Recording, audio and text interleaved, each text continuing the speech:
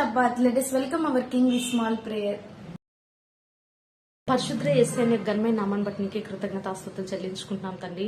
ప్రభా, నువ్వు మాకు ఇచ్చిన యొక్క గొప్ప శ్రేష్టమైన సమయం బట్టి నీకే కృతజ్ఞతాస్తుతులు చెల్లించుకుంటున్నాం.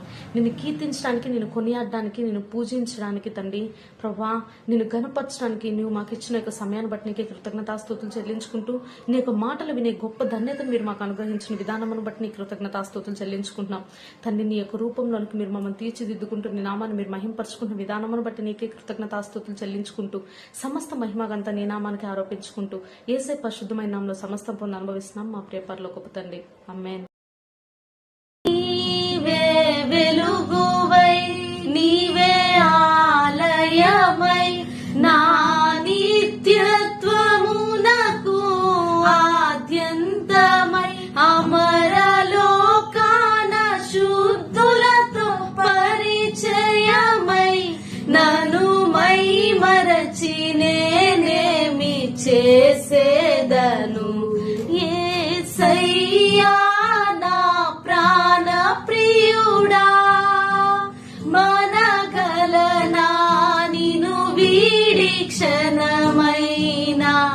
యేసయ్యా నా ప్రాణ ప్రియుడా, నీవే నా తోడువై, నీవే నా జీవమై, నా హృదిలోన నిలిచిన జ్ఞాపికవై, అనువనువున నీ కృప నిశ్చితమై, నన్ను ఎన్నడు వీడని అనుబంధమై. యేసయ్యా నా ప్రాణ ప్రియుడా, మనగలనా నిన్ను వీడి క్షణమైనా. నీ ముఖము మనోహరము, నీ స్వరము మాధుర్యము.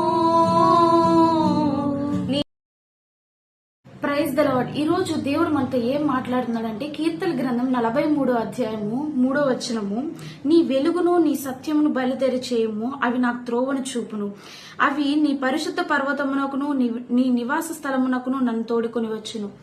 చూడండి, ఇక్కడ కీర్తనకారుడు దేవుణ్ణి అడుగుతున్నాడు, నీ యొక్క వెలుగును నీ యొక్క సత్యం నాతో ఉంచు, అవి నాకు నేను వెళ్లే మార్గంలో నాకు త్రోవను చూపుతాయని. అదే విధంగా అవి నన్ను నీ యొక్క పరిశుద్ధ పర్వతంలో నన్ను నిలబెడతాయని, నీ యొక్క నువ్వు నివసించే యొక్క నివాస స్థలంలో నన్ను నిలబెడతాయని. చూడండి, ఈ విధంగా ఈనాడు మనం దేవుణ్ణి అడగాలి.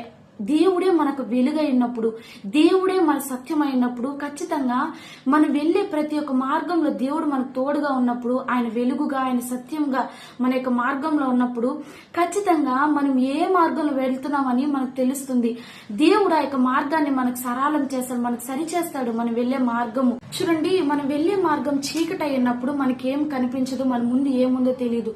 కానీ మనం వెళ్లే మార్గం వెలుగుమయమై ఉన్నప్పుడు మన ముందు ఏముందని మనకు తెలుస్తుంది. అదే విధంగా చూడండి, మనం వెళ్లే మార్గము మంచిదా కాదా అని మనకి ఎలా తెలుస్తుందంటే, దేవుడే మన వెలుగై మనకి జీవితంలో ఎప్పుడైతే మనం ఆహ్వానించుకుంటామో ఖచ్చితంగా దేవుడు మన జీవితంలో ఉన్న అడ్డంకులను తీసేసి, దేవుడు మన ముందు ఆయన నడిచి వెలుగుగా మన యొక్క మార్గాన్ని సరళం చేస్తాడు. దేవుణ్ణి మన యొక్క జీవితంలో సత్యంగా మనం అంగీకరించినప్పుడు ఈ యొక్క సత్యం మనల్ని స్వతంత్రులుగా చేస్తుంది. చూడండి, ఈ యొక్క సత్యం మనకు మన యొక్క జీవితంలో ఇది మంచిది, ఇది చెడు అని మన యొక్క జీవితంలో మనకు తెలియజేస్తుంది. అదే విధంగా ఈ యొక్క మార్గము సరి అయినది, ఈ యొక్క మార్గంలో ప్రవేశించు అని మనకు తెలియజేస్తుంది. ఎప్పుడైతే ఈ యొక్క సత్యాన్ని మనం ముందు పెట్టుకొని మన యొక్క జీవితంలో మనం కొనసాగుతామో మనము ఆయన నుండి స్థలంలో మనం ప్రవేశించగలుగుతాం.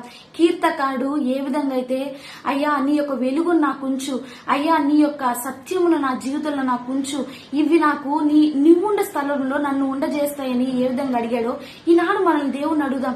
దేవా, నీ యొక్క వెలుగును నాకు తోడుగా ఉంచు, అయ్యా నీ యొక్క సత్యాన్ని నాకు తోడుగా ఉంచు. నాడు మన జీవితంలో దేవుడే మన యొక్క వెలుగుగా సత్యంగా ఉండి ఆయన యొక్క నిత్య రాజ్యంలోకి మనం వారసులుగా చేయనుగాక. In the name of Jesus Christ, amen. Jehovah